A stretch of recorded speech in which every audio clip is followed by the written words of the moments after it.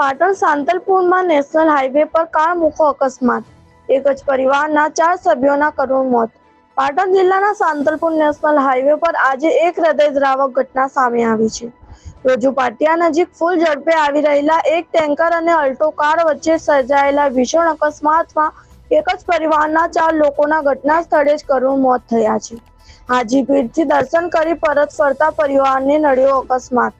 મળતી માહિતી મુજબ વારાહીનો ગાંચી પરિવાર કચ્છના હાજીપીરથી દર્શન કરીને પરત ફરી રહ્યો હતો, ત્યારે કાર બનીને આવેલા ટેન્કરે તેમની કારને જોરદાર ટક્કર મારી હતી।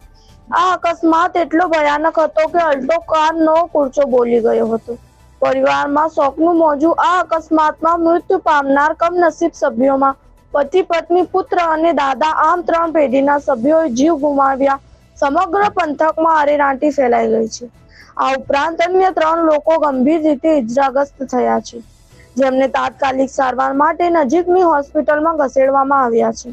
ઘટનાની જાણ થતાં સાંતલપુર પોલીસનો કાફલો ઘટના સ્થળે દોડી આવ્યો હતો।